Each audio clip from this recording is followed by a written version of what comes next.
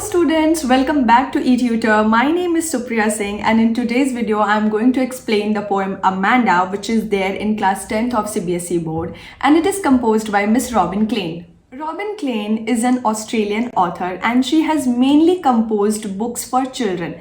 Few of her prominent works are Hating Allusion, Astley, Came Back to Show You I Could Fly, and she has won many awards as well, like she won Human Rights Award for Literature in the year 1989, and she won Children's Book of the Year Award as well in the following year, which is 1990. It is evident from the poem's title that the entire poem revolves around the central character whose name is Amanda.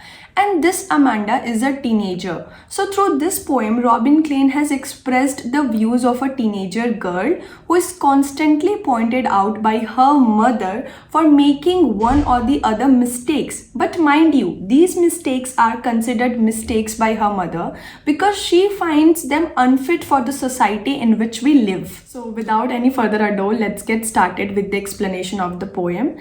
This poem comprises of 7 small stanzas. And if you focus, there are few stanzas which are given in italics. There is a reason behind that. So these stanzas are given in italics because these are Amanda's thoughts. And these are thoughts, these are not uttered by Amanda. So the poetess has chosen to keep those sentences within the italics to show that Amanda is in her daydreaming world. Alright, so let us start with the very first stanza. Don't bite your nails, Amanda. Don't hunch your shoulders, Amanda. Stop that slouching and sit up straight, Amanda. These sentences are uttered by Amanda's mother. And Amanda's mother, being a mother, is guiding her child as in what she should do and what she shouldn't do. So she is telling her to stop biting her nails. Amanda must be biting her nails. But here, Amanda's mother should have explained as in why one should not bite their nails, because it is a symbol for underconfident people. Suppose if you are in a room full of people and someone is biting his or her nail, that clearly shows that that particular person is not confident enough to face the world. And at the same time, the dirt that is inside the nail, that can go inside the stomach and it can disturb one's stomach, right? So she should have explained these things to Amanda, which she clearly didn't. Then she goes on to say, don't hunch your shoulders, Amanda. Now hunch means to bend. So of course, no mother wants a bad posture for her child, and Amanda's mother also doesn't want it. So she tells her not to hunch her shoulders, like she must be sitting like this. Now this can create a lifelong impact on an individual's personality. And then she instructs, stop that slouching and sit up straight, Amanda. So slouching means sitting in a very relaxed manner, in a very lazy manner, and that can also create a bad posture. And as you know that children, when they are in their teenage, they are at the prime of their development, and no mother wants a bad posture for her child, right? So Amanda's mother also doesn't want that, but she feels to make this understand to her child. Alright, let's go ahead with the second stanza, and as you can see, the second stanza is given within the italics, and as I have already explained you that there are few stanzas which are given within the italics just to show that these are Amanda's thoughts and not words uttered by her. So let's go ahead. There is a languid emerald sea where the sole inhabitant is me, a mermaid drifting blissfully. So imagine there is Amanda's mother who is standing and who is giving her instructions one after the another. And there is Amanda on the other hand who is lost in her own world. She is daydreaming. She has been tortured by her mother's instructions so much that she imagines about a place where she is the only inhabitant of that place.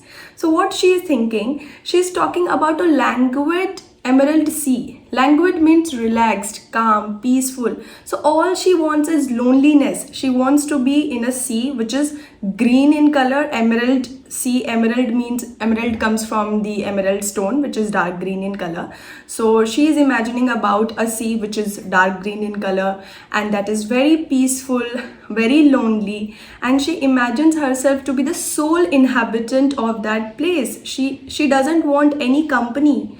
All she is yearning is for loneliness, and she imagines herself to be a mermaid.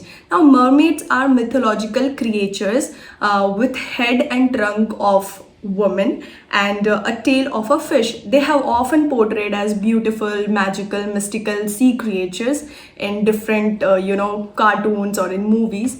So Amanda imagines herself to be like that, and she's drifting blissfully. Now drifting means walking in a very relaxed manner, and she's walking in that island or in the sea very blissfully, very joyfully. Now the third stanza is all about Amanda's mother's instructions once again. So let us try to understand that.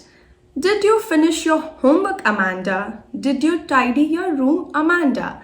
So basically, Amanda's mother, being a typical mother, is concerned about whether Amanda has completed her homework or not. Because if she won't complete her homework, it will create a bad impression in the school, in the classroom. So she, being a concerned mother, is checking whether Amanda has completed her work or not. And then she goes on to ask whether she tidy her room or not. Now tidy means arranging things, arranging stuffs in your room so that your room, your home looks organized. These are the basic things that should be inculcated in any individual from the very early age. So again, Amanda's mother is reminding her to organize her room so that it looks clean. And then she asks, I thought I told you to clean your shoes, Amanda. So once again, there is one more task which Amanda should complete, that is to clean her shoes. So basically, in a way, Amanda's mother is reminding her to do all these chores, right? So in a way, Amanda's mother wants to inculcate good habits in Amanda's behavior by making her complete the chores within the given time, and there is nothing objectionable about it. But there is a lacking on Amanda's mother's part. She could have chosen an empathetic way of approaching Amanda and making her realize how and why it is important to complete the chores within the given time. Rather than giving instructions, she could have said, and she could have made her understood the importance behind completing the tasks within the given time. In the fourth stanza, we have Amanda's response to her mother's constant instructions. I am an orphan, roaming the street. I pattern soft dust with my hushed bare feet. The silence is golden, the freedom is sweet. So this time, Amanda imagines herself to be an orphan. Orphan means parentless child. And it is doubtful whether Amanda understands how difficult it is to be an orphan, how difficult their lives are. All she wants is freedom from her mother's clutches. She imagines that if she would have been without her mother, she would have freely walked in the streets. She would have freely roamed around the streets without any obstacle. And then she thinks about creating patterns on the soft dust with her bare feet. Bare means uncovered feet. Imagine, on one hand, her mother wants to be her neat and clean, and on other hand, Amanda wants to play in the dust itself. All these activities she could have done in a very hushed, in a very quiet manner. She wants her mother to be quiet. She doesn't want to hear any instruction. And then she says that silence is golden. That means silence is very valuable, very precious. And then she says that the taste of freedom is very sweet. So for her, orphans are the luckier ones because they are having silence, they are having no one to give them instructions, and they have all the freedom that they want. Let us understand the fifth stanza.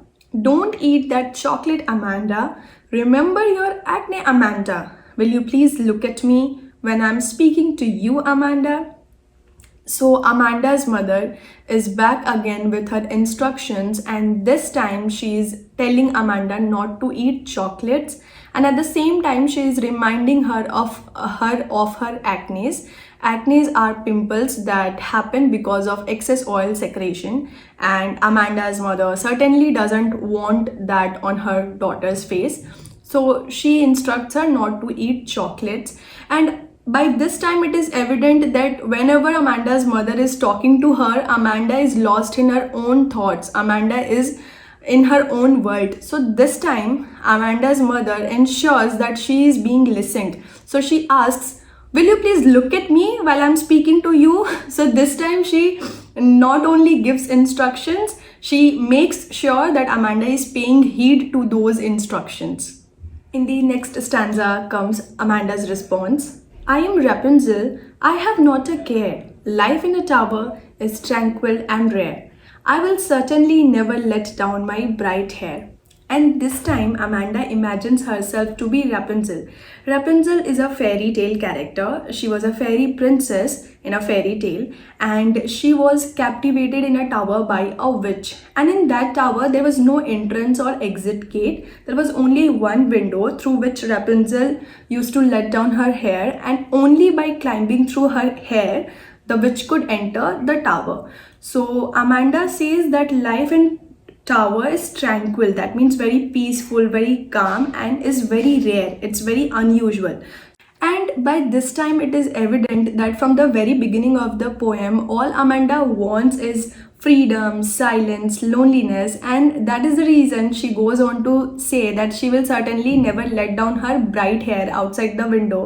So by doing that, she will ensure a peaceful, a calm, a life full of freedom for herself, and she will do so by not letting anyone enter her tower. Let us understand the very last stanza, which is uttered by Amanda's mother. She goes on to say, "Stop that sulking at once, Amanda. You're always so moody, Amanda. Anyone would think that I nagged at you, Amanda." It is quite a noticeable fact that whenever Amanda's mother is giving her instructions, Amanda is lost in her thoughts. Amanda is lost in her own daydreaming world. And this can be observed by Amanda's mother. So this time she yells at her, she scolds her, and she tells her to stop that sulking. Now sulking means being in a bad mood. So from her facial gestures, Amanda's mother can figure out that she is not happy about the instructions that is being given to her. So she tells her to stop sulking. That means to be in good mood, not to be in bad mood. And she then goes on to accuse Amanda of being moody. She tells her, "You are always so moody. You are always so unstable. You are always lost in your thoughts." And then she tells her that if anyone observed her, that person would think that I nagged at you, that I'm harassing you. Nagged means harassing. So though Amanda's mother is domineering and in reality she is nagging, but she fails to realize this. Through this poem, the poetess has expressed how parents fail to understand a child's psychology. When children hit puberty, so many changes take place inside their body that they fail to understand. Hormonal changes take place, bodily changes take place, they start getting acne, and they do not understand why is that happening with them only. At that time, they tend to become rebellious if they are not nurtured with compassion and love. Parents feel that they are doing best for their kids, but at the same time, they should pause and reflect. They should have an empathetic approach towards mending kids' behavioral pattern. If they want to change their child's behavior, they should have a friendly approach towards them. Rather than giving instructions, they should sit with them and they should make them understand as in why they are giving those instructions and how those instructions will be beneficial for their future. Let us discuss the rhyme scheme used in the poem. So in the first, third, fifth and seventh stanza, the rhyme scheme AABA has been used. I can show you in the first stanza that ends with Amanda, Amanda. So Amanda being A, then comes straight, which is B, and then again Amanda. So AABA, and that has been repeated in the first, third, fifth, and seventh stanza, which is devoted to Amanda's mother.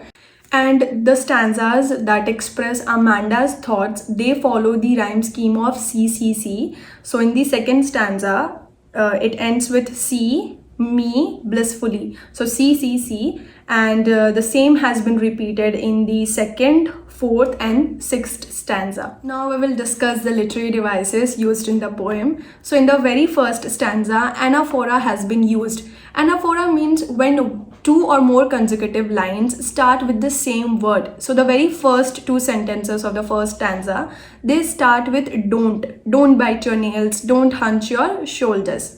Then there is repetition. The word Amanda has been repeated quite several times. Then there is assonance in the second sentence. Don't hunch your shoulders. So assonance means prominence of a vowel sound, and in this sentence there is prominence of the vowel sound O. Then there is alliteration. Stop that slouching and sit up straight. So sa sound has been repeated. In the second stanza, metaphor has been used. Metaphor is an indirect comparison between two different things. So the color of the sea has been compared to that of emerald stone. Then there is allusion, when Amanda imagines herself to be a mermaid. Allusion is a reference to a famous character of cultural, historical, mythological significance. So allusion is there. Then there is imagery as well. Imagery is use of figurative language. So you can visualize a mermaid drifting blissfully in the sea. In the third stanza, once again, anaphora has been used because the first two sentences, they start with did you finish your homework, did you tidy your room. So anaphora is there. Then there is repetition because the word Amanda has been repeated several times. Then there is assonance as well in the third line. I thought I told you to clean your shoes. So there is prominence of the vowel sound O. In the fourth stanza, metaphor has been used when Amanda says the silence is golden, the freedom is sweet. That means silence is as valuable as gold and the taste of freedom is sweet. In the fifth stanza, repetition has been used because the word Amanda has been repeated. Then there is assonance as well in the third sentence. Will you please look at me when I'm speaking to you? So there is prominence of the vowel sound O and E. In the sixth stanza, allusion has been used when Amanda imagines herself to be Rapunzel, and you know Rapunzel is a fairy tale character, so allusion is there. In the very last stanza, alliteration has been used. Stop that sulking, so sa sound is there. Then there is repetition because once again Amanda word has been repeated. Alright, so that's all for today's video. If you find this content useful, give it a thumbs up, share it with your friends, and if you still have any doubt in understanding the poem, you can let me know by commenting down below. Till then, take care and thank you.